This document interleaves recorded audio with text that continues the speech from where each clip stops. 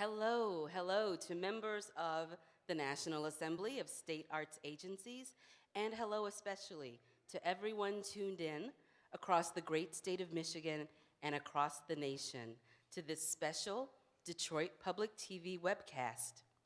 We are pleased to be part of this collaboration with DPTV and the Michigan Council for Arts and Cultural Affairs to make this live stream event available to everyone. To begin, I'm pleased to present our dear friend and colleague, Jane Chu, 11th Chairman of the National Endowment for the Arts. Jane's tenure as NEA Chairman has been marked by imagining what can be for the arts and creativity all across society. Her leadership inspires those of us both inside and beyond the arts community to envision the arts and the rest of the world. Jane is wise, and she knows that connecting the dots across all walks of life and work is key to connecting the arts to new opportunities and deeper affiliations across America. Jane, we thank you for your vision and your work, as well as your continued partnership with state arts agencies. Please help me welcome our leader for the National Endowment for the Arts, Chairman Jane Chu.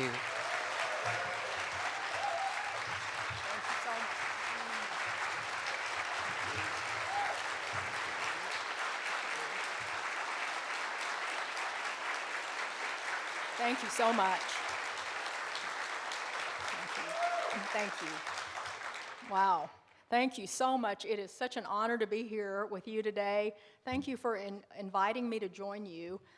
Our work with you demonstrates some of the most important partnerships that we have because we're the network together. We are supporting and we are cultivating and broadening, deepening, shaping the arts in America together.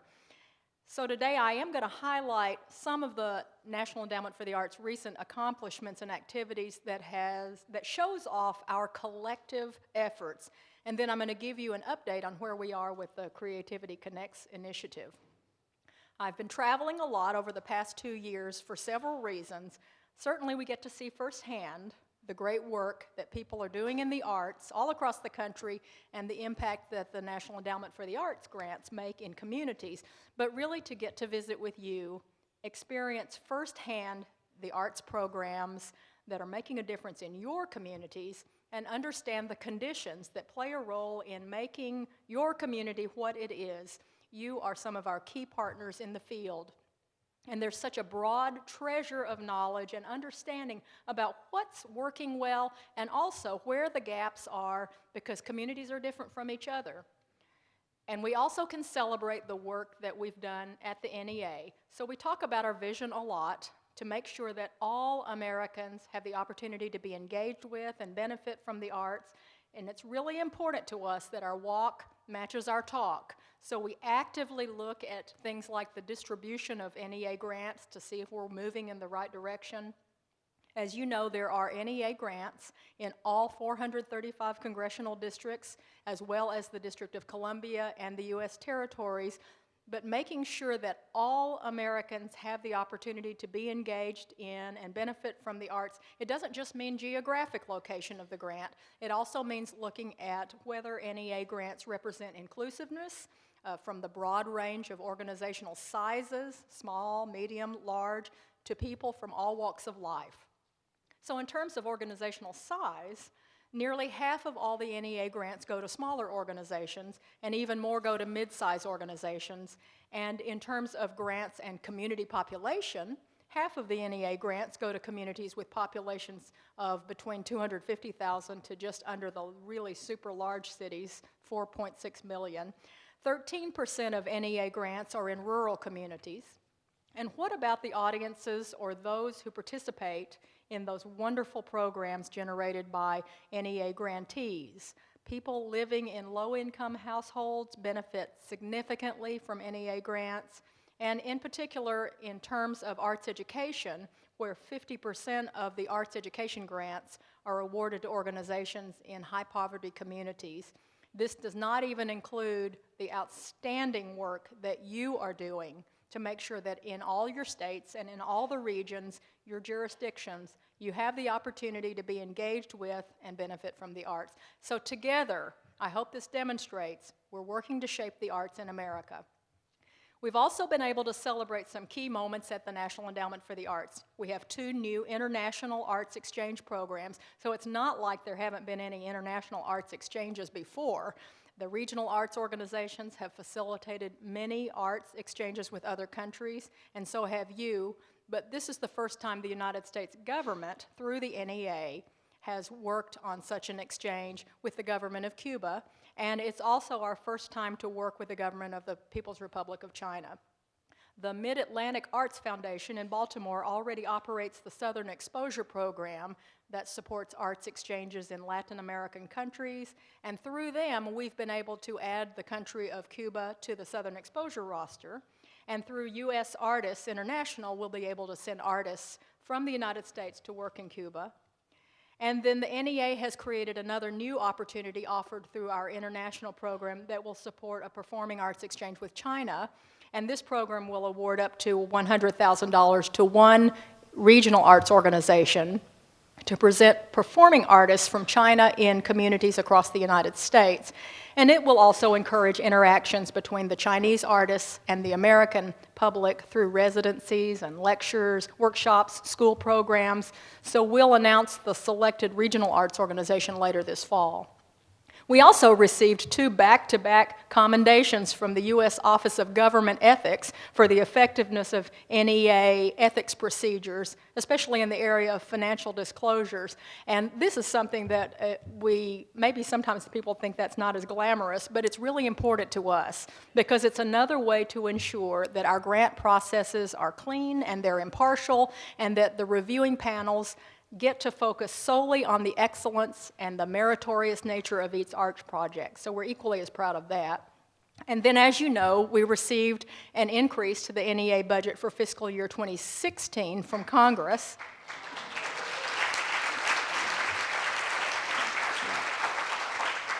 We all win together when that happens. And so for the upcoming fiscal 2017, the President has requested an additional increase of approximately $2 million, which the full House of Representatives has already approved before they went on summer recess, and our bill is still awaiting a floor vote in the Senate.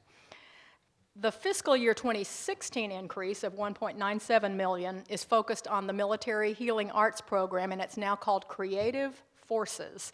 And we began with 2 sites, one at the National Intrepid Center at Walter Reed in Bethesda, Maryland, and the other at Fort Belvoir Community Hospital Wellness Hospital in Virginia. And now we can expand from these 2 wonderful sites to 10 more sites for the next expansion, for a total of 12 sites across the nation, and working with you to also build community networks for arts and military in every state.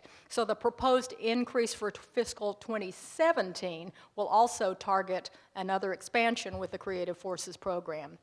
We all win when the NEA gets a budget increase, and we are so appreciative of Congress, both the House and the Senate, for these increases, especially during these complex budget conditions. And once again, this is our opportunity to work together. Our partnership with you and the National Assembly of State Arts Agencies and Americans for the Arts to expand the Military Healing Arts Program for our service members.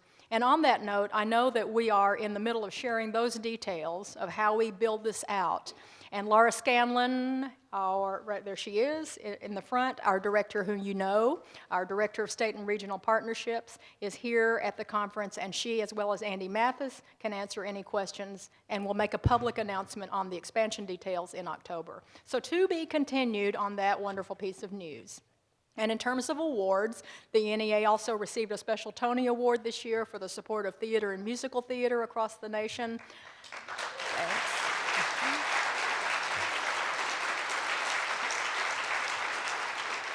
So over the past 50 years, more than 100 plays and musicals that began with NEA support have been nominated for a Tony Award. 33 of them won a Tony.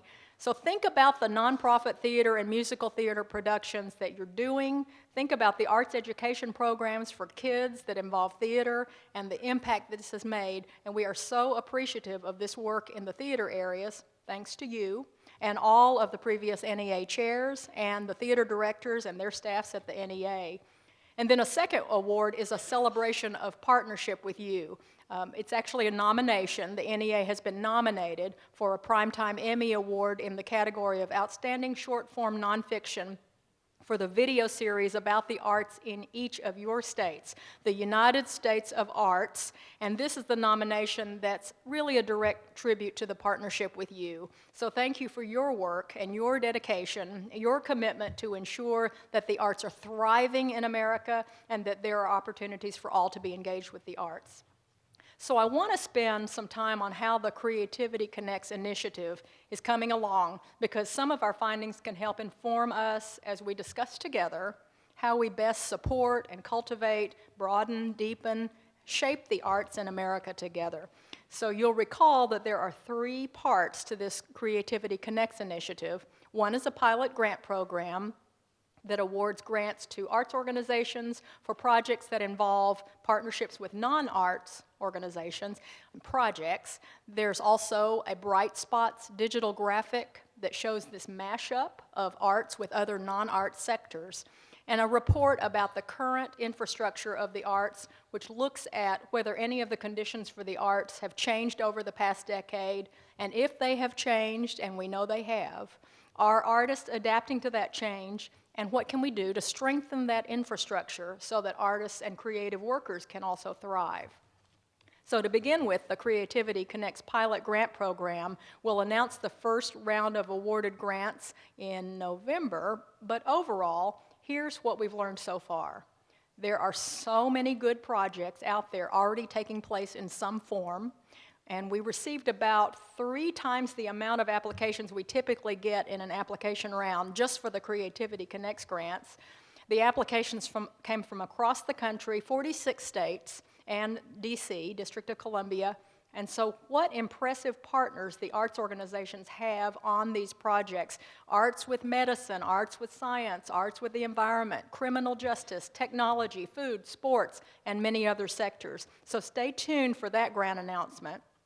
And I'm also pleased to be able to announce that there will be a second round opportunity for the Creativity Connects Grants program, and so the guidelines for the second round will be out by the end of this year. And remember that for this Creativity Connects grant program, organizations can apply under the category which they traditionally apply, and they can also apply for a Creativity Connects grant as long as both applications are for 2 different projects. So this is a both-and opportunity, and we don't have those too often. And in terms of the Bright Spots digital graphic, we created this interactive digital graphic that shows innovative and successful projects across the United States that link the arts with non-arts sectors. And so this web page will go live in just a few days on the 19th, on Monday, but I wanted to give you a preview of what it looks like today. So you'll be able to find it on the NEA website in the 50th anniversary section, which is arts.gov/50th. And then you click on the word Creativity Connects. And then that's in the menu bar at the top. And then below the menu bar is a motion graphic that gives you an overview of what the Creativity Connects initiative is about. So right now it's static, but when you visit it on Monday, you'll be able to watch this 30-second motion graphic. And later, we'll release the motion graphic with a voiceover, and you can share it on any social media if you want. So as you move down the page, you'll see that there are categories of arts and non-arts sectors that are split between the left and the right of the screen. So let's stay on the arts sector, and you look at the left-hand side of the screen just for a minute as an example. And you can see that there are 10 categories that are listed, and they represent the grant disciplines at the NEA. And then on the right-hand side, you notice circles, each filled with an icon that represents a non-art sector category. And so here you see options reversed with 10 non-arts sector categories listed, and they range from businesses to community to health, technology, and more. And then again, you can see on the right-hand side, the circles represent the arts sector categories we just looked at on the previous slide. So for example, if you want to discover connections between the multidisciplinary category and the business category, you can search from the arts sector or the non-art sector. In either case, the result will take you to this page. And so where you'll find bright spots like ArtForce in Greensboro, North Carolina, or C4 in Atlanta, Georgia, that combines multidisciplinary arts in business settings. And you can even search projects by state. So the portal is interactive, so we'll continue updating it as we learn of new projects that are good examples of these mashups between the arts and non-art sectors, and you'll help us get those insights and information, I know. And in terms of the infrastructure report on the working conditions for artists who derive some type of income from their work, we learned a lot. And that report will be available on Monday online, and we'll have a hard copy version available in a couple of weeks also. But today, you will be the first to hear about the report findings. So here are some highlights, and I hope that you'll dig deeper into the report when you get it. It gave us a good understanding of things like how people see artists and how artists are working, what they're doing, and then we'll be able to respond in ways that help the arts thrive even more. So at the National Endowment for the Arts, we believe that how you do something is just as important as what you do. So we took a couple of approaches, just to give you some background context. We did a literature review. Any solid research includes a literature review, and to see what has been done in the past in terms of studies about this type of topic. We did a review of more than 300 research studies. And then creatives.us. We also commissioned 18 essays about creativity or topics that link to creativity, and these essays were written by various experts in the field. They were published on the blog creatives.us for a while, and you'll also find the essays in the actual report once it comes out. So once these essays were put online, we also examined the responses to the essays that were sent through social media. And then interviews. We interviewed a lot of people, in-depth interviews with more than 65 people who were involved in the arts in some way, roundtables, and some of you were also involved in the first batch of the 10 roundtable discussions across the country in connection with our state partners. Thank you, New Mexico, Iowa, California, Nebraska to Georgia, Minnesota, Massachusetts, Kentucky, Pennsylvania, Montana. And thank you for selecting participants whom you thought would represent various perspectives. So not just the same perspective, and that's what we wanted, that mashup. Artists and funders and arts organizations, leaders, designers, community development experts, and many others. So we ended up with about 250 participants in the first iteration of this roundtable discussion. And then final interviews. We had some final interviews with about 30 more experts in the field to get their take on the comments that we heard from across the country in the roundtables. So that's how we went about this first iteration of the process. And this is what we found. Last year, in 2015, a little over 2 million people had primary jobs as artists. And over this past decade, between 2005 and 2015, this group of people who had primary jobs as artists increased by about 185,000 people. So in total, people who have primary jobs as artists represent about 1.5% of the labor force in the United States. There are another 271,000 people whose primary work is in other sectors, but they have secondary jobs as artists. We also know that overall, artists as a whole are 3.4 times more likely to be self-employed than other workers, and 62% of artists have bachelor's degrees or higher, compared with 31% of U.S. workers overall. Working artists' occupations are very wide-ranging. I'm not telling you anything you don't already know. From fine artists to dancers and producers, directors and designers. And in terms of income level, the median income level of artists as a whole, which comes in at $48,234, hovers above the median income level of all U.S. workers, which is $42,761. We also found some shifts on how artists do their work and the conditions that affect the ways they do their work. And the previous definitions of what an artist is, they're no longer as comprehensive, the definition has expanded. For example, there are artists whose work focuses now on social practice, and there are folk and traditional artists who do not sell their work, but create for the cultural or the spiritual life of their communities. And now we have artists doing their work in other sectors, and artists who make artistic contributions to their communities, but make their living by doing something else. And then to make things even more blurred, there is a blurry line between the definition of professional artists versus amateur artists, even if an amateur artist produces a level of quality that many would consider professional, or an amateur artist is reviewed by critics. So these are the things that we found as we were listening to everybody in the nation and all of the, and you. So the bottom line is, when it comes to people self-identifying as an artist, we suspect that the count of artists is underrepresented. And this report's a great beginning to make us all aware of this, that expanding the categories of artists and how artists do their work would be really valuable and much more representative of what's happening in the arts in the United States. And that's one of the key reasons we wanted to launch this Creativity Connects initiative, because we know there's a lot more going on in the arts. We've seen it thriving in your states, and this initiative can call attention to it. So in terms of how artists work, we're seeing that there is a giant mashup that's happening, and we've heard over and over in the research that artists are working in hybrid ways more than ever, mixing up artistic formats, working across silos, and while certainly there are a lot of artists working in the traditional models, and we celebrate that too, there is an explosion of opportunity to work cross-sector.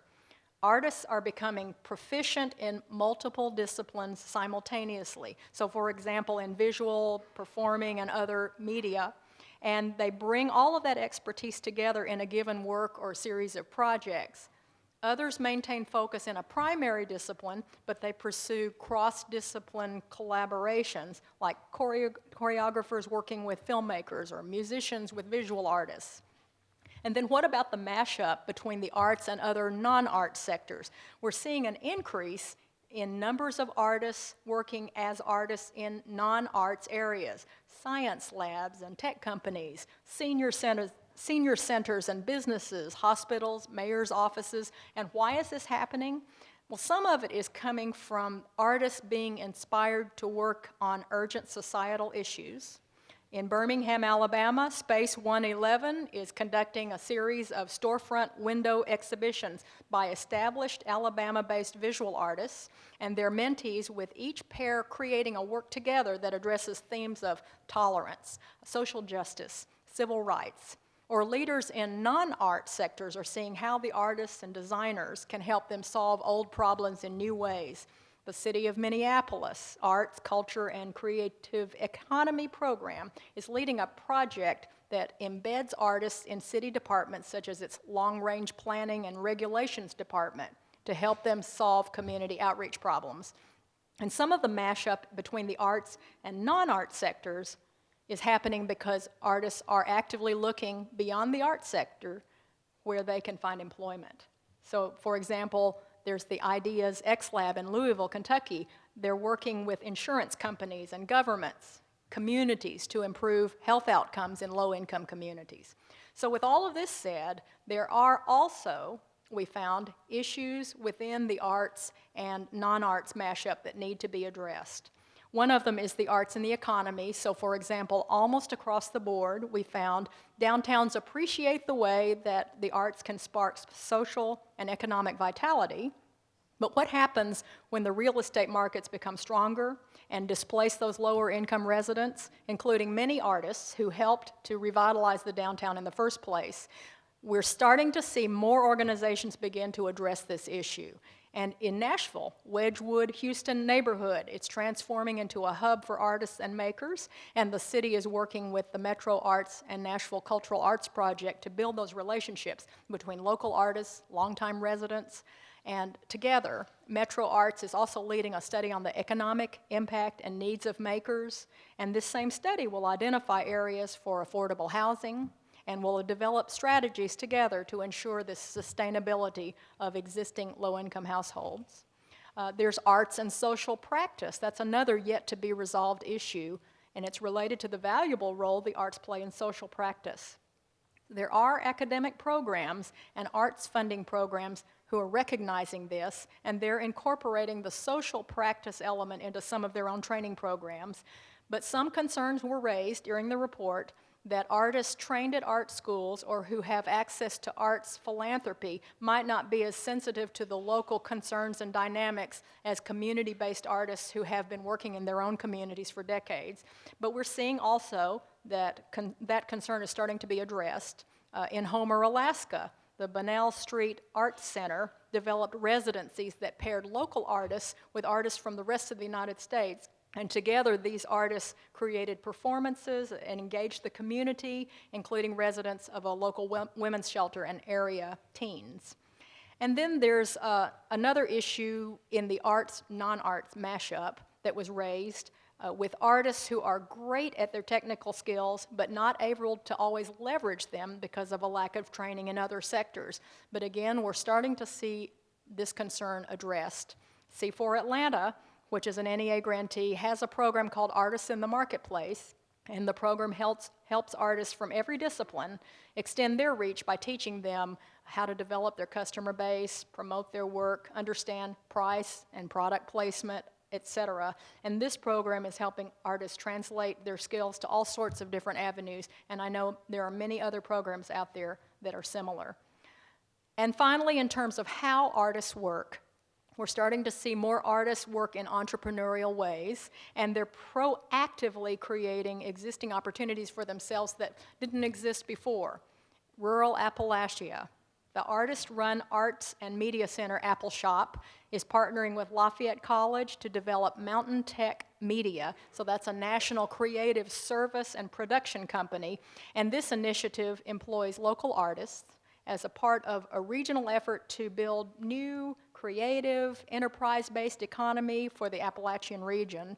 There's bucket loads of entrepreneurial endeavors, and we can start celebrating that as well. There were also 4 issues in this report that were raised repeatedly as primary concerns for working artists.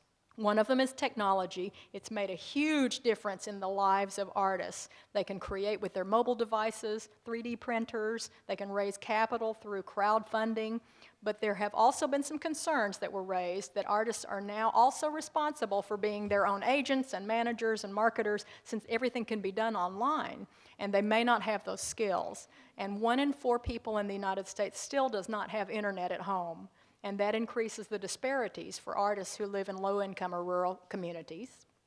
Another issue is economic conditions for artists. Costs of living, especially those in the middle and lower income ranks, and a lot do not have adequate business skills to build up their assets and capital.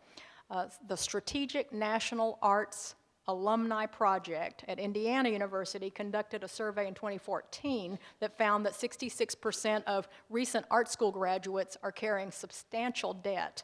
And artists are all affected also by larger trends in the labor market, especially the rise of contracted workers and the gig economy.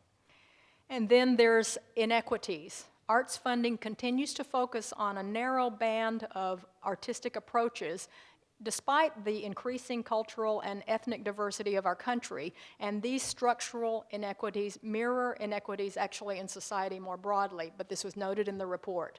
The U.S. is becoming more diverse, but current artists who are able to make their full income from the arts are still predominantly Caucasian, and the report outlines examples in various artistic disciplines. So still not enough funding goes to rural communities, it noted, supports folk artists and traditional artists and tradition bearers in indigenous communities. And less than 16% of directors, writers, and producers in the top 100 films in 2014 were women. There are artists who live in every community in the nation, but the formal systems and the structures to support them haven't caught up yet with them. There are also encouraging examples of leaders addressing the structural roots of these inequities. Enrich Chicago, this is an initiative that's working to support culturally diverse groups and artists and to place more young artists of color in paying internships. New York City Department of Cultural Affairs also recently completed a survey on the diversity of staff and boards in cultural institutions. It's launching initiatives in response to the findings.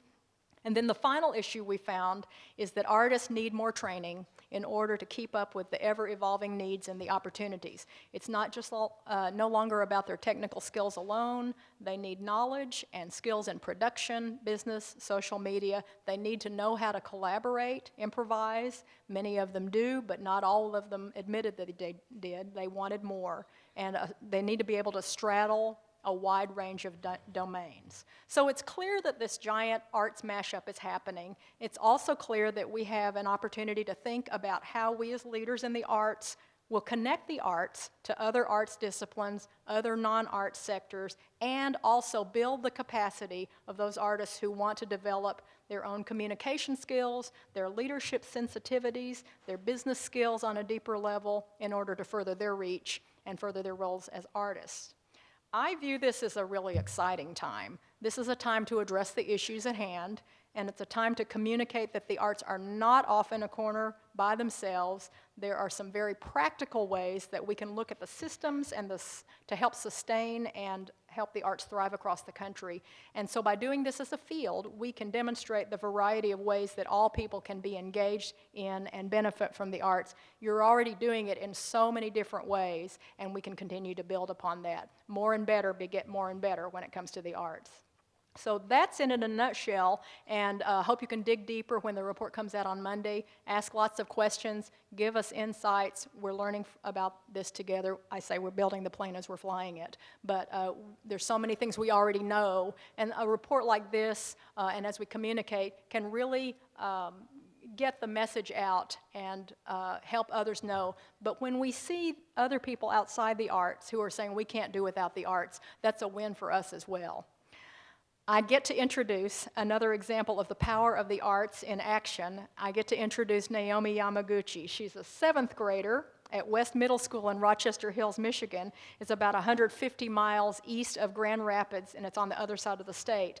And in 2011, when Naomi was 7 at the time, she made her Carnegie Hall debut. She performed twice in 1 week. When she was 9, she made her orchestra debut when she performed with the Orchard Lake Symphony Orchestra.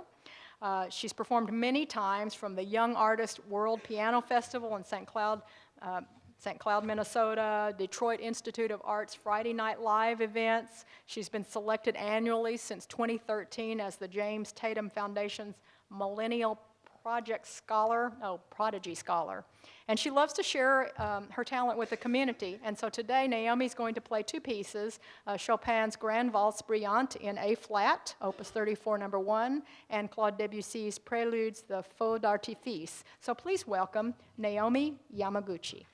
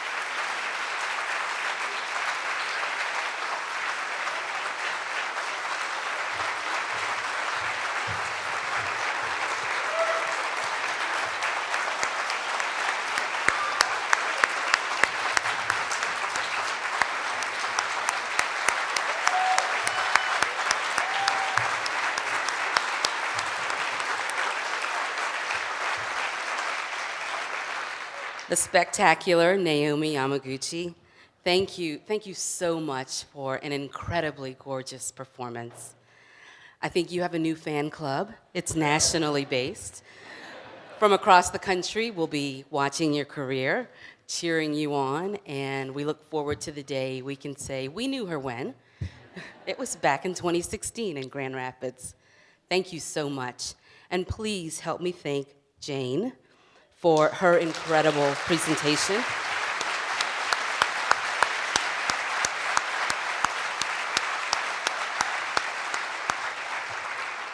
Already we can see the Creativity Connects report is illuminating, and I know we all look forward to a deep dive and to having that inform work going forward. You know, if you've heard Jane before, and many of you have, you know that she often refers to the bright spots, and you should know you're our bright spot.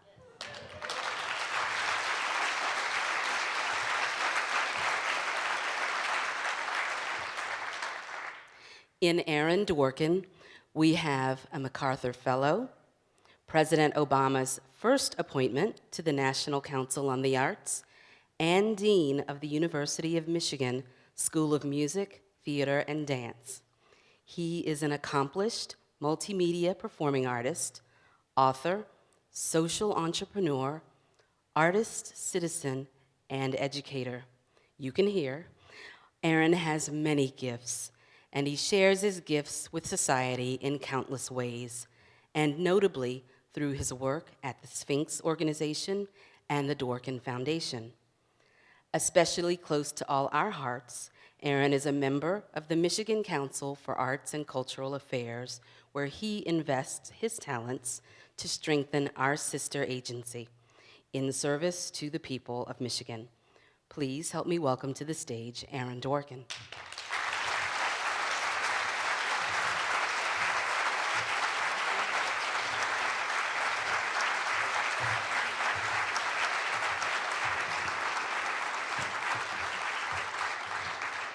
Thanks so much, Pam. And Naomi, we need to have a discussion about the University of Michigan. That was tremendous, really tremendous. I wanted to, let's see. Hang on one second. I think they will bring up. There we go. I wanted to start with a little clip of another Michigander, Melissa White.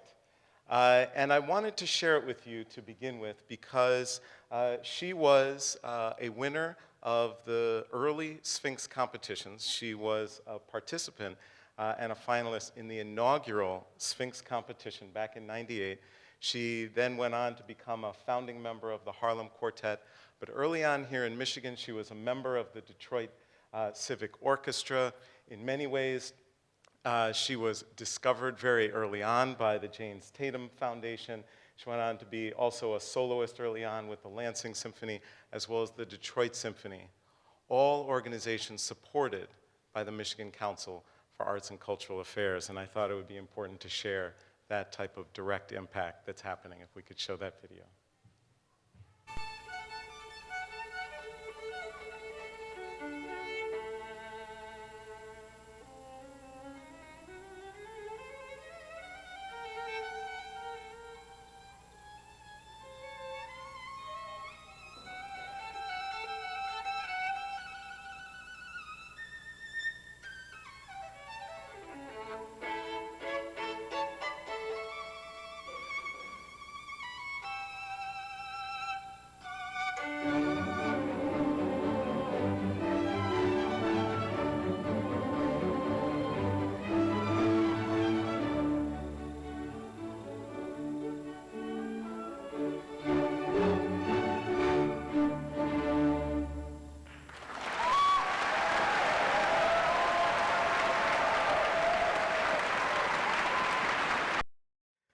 So this brings up actually one of my favorite quotes that I wanted to start with, which is that the deepest defeat suffered by human beings is constituted by the difference between what one was capable of becoming and what one has, in fact, become.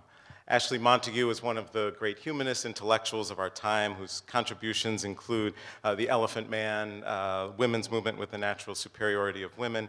But when I hear his words, I think to myself, what shall I think about and consider of Melissa, whose accomplishments not only meet expectations, but exceed what anyone might have thought that was possible for her to do. She was just most recently last month in Europe performing. And the reality is that our state arts agencies often play that pivotal role early on with artists like Melissa. I wanted to share some of the work that we're doing at Michigan, but to kind of describe that, the work that I think we all do as artists is really fused by our personal lives.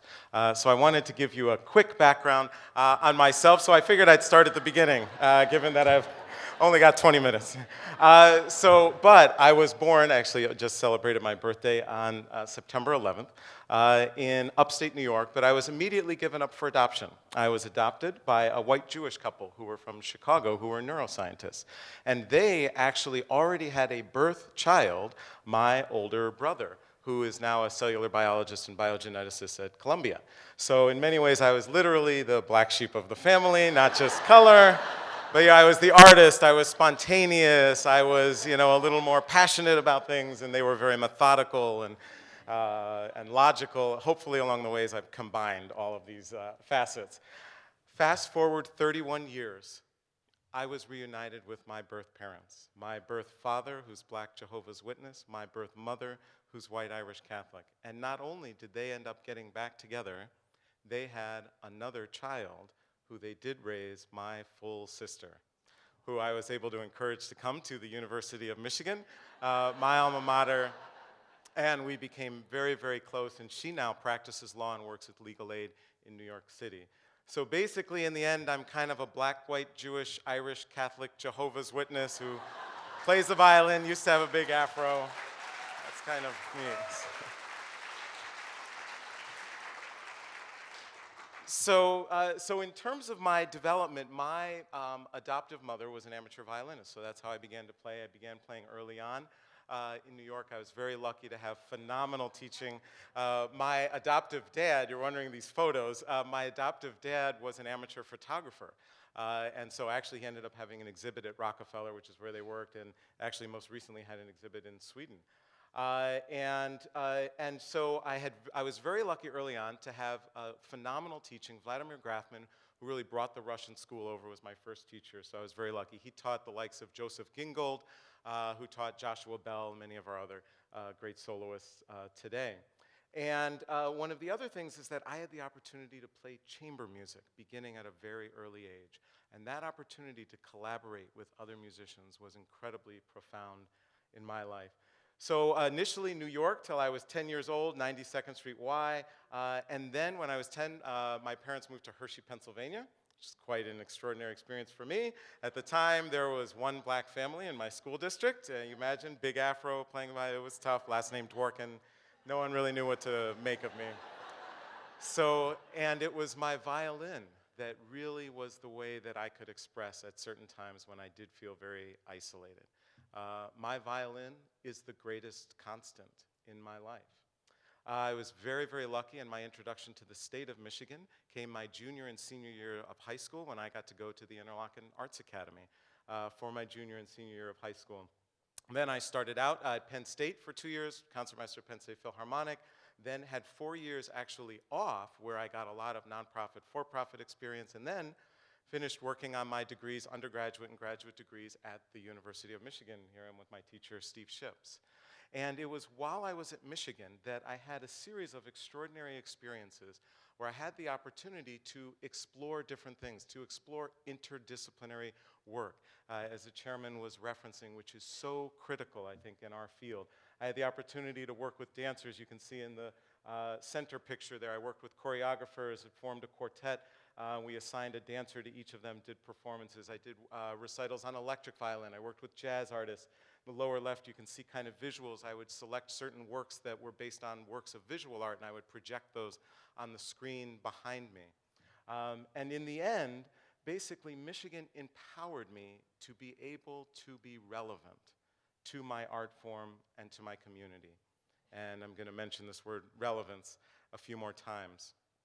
And in addition to that, I was able to have this kind of idea because as I was kind of at Michigan, I started thinking about why was I often the only person who looked like me on stage or in the audience, and started thinking about these issues of inclusion and diversity. And that led me to really this initial idea of what if there was a competition for students like me. We could come together, play works by composers of color, and if we just did that, the world would be a little bit of a better place and we'd solve this whole problem in classical music like that. Began to realize it was a little more complex of a problem, and so Sphinx, of course, developed into a host of different aspects to really try to be able to develop this work. But the reason why I wanted to share this is not to kind of talk about these various programs that Sphinx has done over now. It will be celebrating its 20th year this next year, but because very early on, there were key people and institutions that played a role. And I wanted to just mention a couple of them because I think they're very relevant here. And Wayne Brown, who spent many years, of course, as we all know, leading music and opera at the NEA and is now, of course, at our wonderful opera theater here in Michigan, when I was just a student and founding it, and I had, of course, no idea what I'm doing. He was like, well, have you talked with the Michigan Council for Arts and Cultural Affairs? I'm like, what is that? What do I do? And he just began to share with me a lot of these things to do to actually try and build an institution, to take what otherwise is a dream, and unrealized dreams, unfortunately, don't impact anyone. You have to be able to realize them. And it takes these types of mentors and role models. John Bracey, Betty Boone. I had no idea what I was doing. How do I apply for a grant? What on earth do I do? How do I connect with others? How do I collaborate? How do I build a budget? Profound impact. And of course, John is just leading our extraordinary efforts here at Michigan. And that led to Sphinx's first MCACA grant in its early years, which was profound. And not only because of the direct support, but because then the next words out of your mouth always are, please join the Michigan Council for Arts and Cultural Affairs. It brings legitimacy, it brings a sense of rigor, and it brings a level of seriousness to the enterprise that you're working on. That, of course, led after 3 years of programming to our NEA grant, and which was transformative, of course, and profound. And for so many organizations, that pivotal point where you really transcend from your early years into an ongoing, sustainable enterprise that can impact communities. And then I didn't want to, just as I was thinking about this and putting, that I was able to serve on an MCACA panel. I was so honored when I was first asked to be able to participate in that way, because it wasn't just service. I learned so much by serving on the MCACA panels over the years, and seeing what my peers and our fellow organizations were doing, and understanding how to kind of look and adjudicate and to understand in a curatorial way the work that we all do. And literally from that first year I had that opportunity, it transformed my own way of looking at the work that Sphinx was doing in the early years. And the same was the case for serving on NEA panels, and this ability to participate in the work that all of you lead on a daily basis. And then, of course, being able to go on and serve and learn, as I do now, on both the National Council as well as our State Council, have truly, truly been profound for me. And it's because of all of these experiences that Sphinx was able to do the work that it has been able to do over the years and really become the most relevant national arts organization in its sphere, really focusing on transforming lives through the power of diversity in the arts. And so after 19 years, my wonderful alma mater invited me to come back and join the School of Music, Theater, and Dance. And this was interesting for me because I very much believe in the adage, if it ain't broke, don't fix it. So I was being invited to come back to this extraordinary institution that was already excellent and awesome. So I really began thinking about what was it that I could bring what added value to help it in its trajectory, and to be a good steward, but to also help its evolution.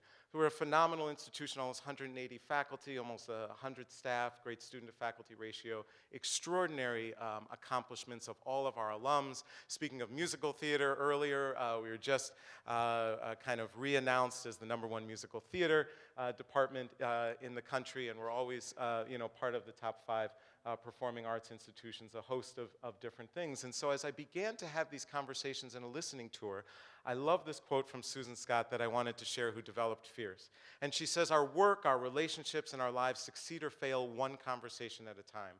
And while no single conversation is guaranteed to change the trajectory of your life, any single conversation can. So speak and listen as if this is the most important conversation you will ever have with this person, because it could be, and participate as if it matters, because it does." And throughout my life, I have strived, not always successfully, but I've strived to have that approach. And I think about some of those early conversations I had with John Bracey, with Wayne Brown, with others, that literally changed the trajectory of my life. And so I was trying to bring that approach to my work at the University of Michigan. And that led to the idea that we really needed to understand what unified us. We have 16 different departments, such a breadth of incredible disciplines that are tackled at the school. What unifies us? What drives us all together when we think about the work that we're doing? And a vision as opposed to a mission, which can be very, sometimes bullet pointed, complex. It often sits in filing cabinets at many organizations and institutions. But the vision is lived through, it's breathed every day through all of the constituents of an institution. And at Michigan, it's very simple, that we will become the most relevant school of the performing arts in the world. That's it. This is how we operate. This is what we are doing. And as we strive for this, one of the things, my favorite quotes again from Lyndon Johnson in terms of signing into law, the NEA said, "Art is the nation's most precious heritage, for it is in our works of art that we reveal to ourselves and to others the inner vision which guides us as a nation. And where there is no vision, the people perish." And I believe that is the case for organizations. Where there is no vision, the work that we do can so easily vanish. And so what do we mean when we say relevance? We really mean the dictionary definition, having a significant demonstrable bearing on the matter at hand. So really there's 2 ways in which we realize this relevance. Number 1, we must educate and train our students to be relevant, to be able, by the time they graduate, to have a significant demonstrable bearing on their specific field of study. And secondarily, it is our responsibility to make sure we empower our faculty and our students to have these fields of study that we train in be relevant to society. And if we do that, then we will have successful grads. They'll go out, have phenomenal careers, earn lots of money, and come back to the school and be wonderful donors. So one additional part of this is that as we carry out this work, there are kind of 4 pillars that we really center on, and they are innovation, inclusion, excellence, and resources. These are the ways in which we really embody how we do our work on a day-to-day basis. And they're all really self-explanatory, but one of the key things I just wanted to mention is this famous quote from Chimamanda Adichie, a Nigerian author who's just incredible, and she writes about this danger. And she talks about it that the danger of a single story is not that it is untrue, but that it is incomplete. And the reality is that when we think about inclusion in the performing arts, the stories we weave about our nation are incomplete. And I think now more than ever, it is imperative, and we have a responsibility to make sure that these stories we weave reflect all corners of our society and of our nation. And so I wanted to give just a quick snapshot of the kind of foundation and private sector giving as it relates to inclusion. And I'm just going to share this slide really quickly. And this comes out of the NCRP, the National Committee for Responsive Philanthropy, because I just wanted to paint this quick picture before I close and also share why the work that all of you do is so critically important. So nationally, total foundation giving is about $22 billion a year. Arts and culture grants are about $2.3 billion each year. The grants that benefit underserved communities is only about 200 million of that 2.3 billion.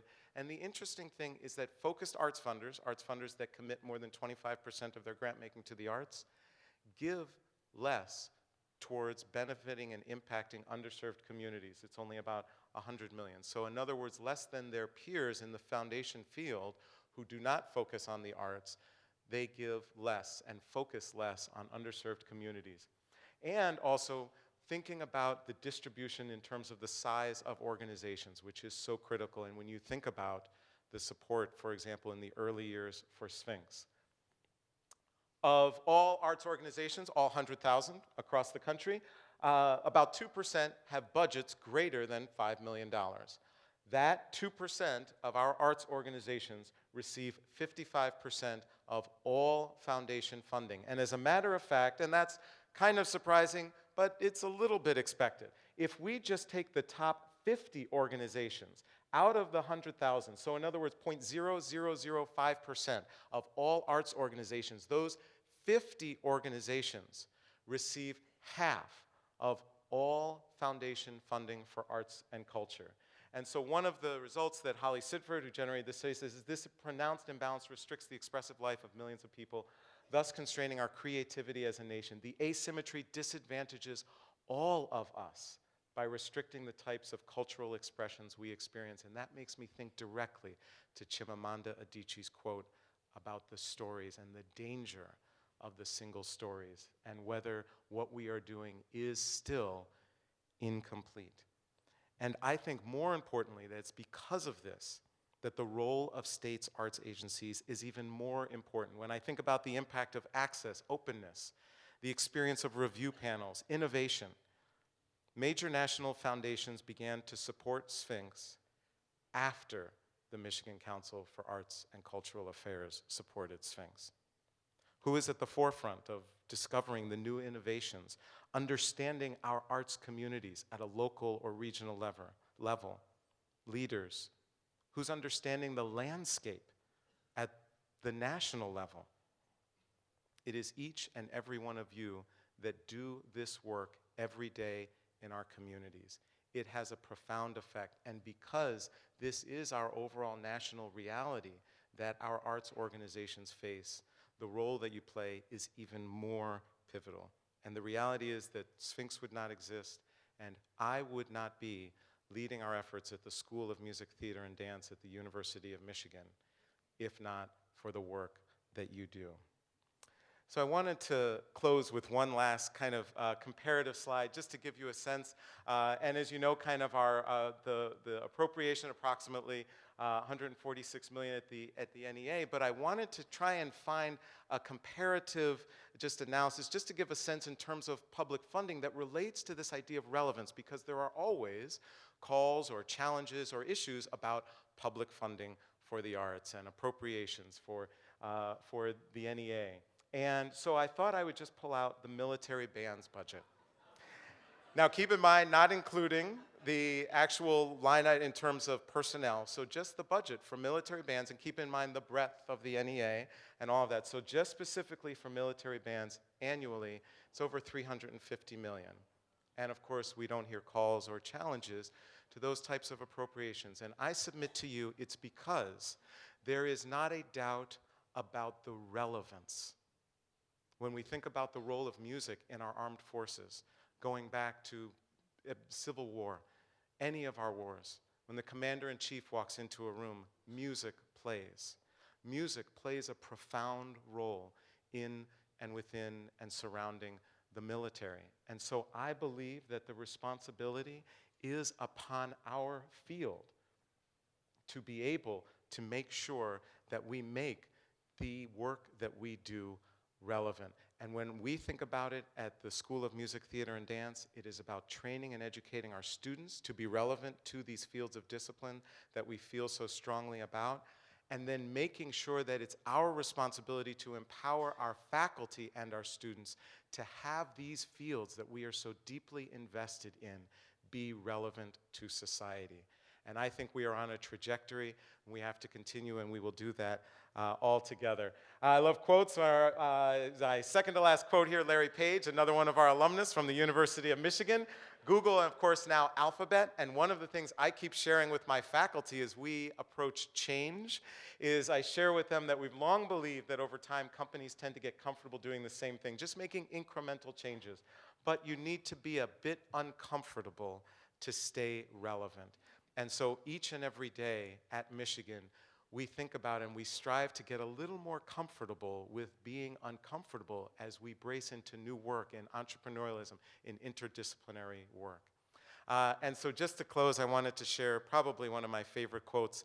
Years ago, I had the opportunity to be down in Atlanta for a philanthropy conference in the Black community, and one of the Sphinx alums was performing before Coretta Scott King. It was incredibly powerful, and she came up to me afterwards talking about the importance of music and how it was important to their movement and to her and Martin. You know, her and Martin met at the New England Conservatory of Music, where she was studying. Music was a pivotal role in their lives, and it just makes me think about his famous quote, that change does not roll in on the wheels of inevitability, but comes through continuous struggle. History will have to record that the greatest tragedy about this period was not the strident clamor of the bad people, but the appalling silence of the good people. Our lives begin to end the day we become silent about things that matter. And I thank all of you for this incredible work that you do each and every day that has utterly changed the trajectory of my life and that matters so much to our society and to our nation. Thank you so much.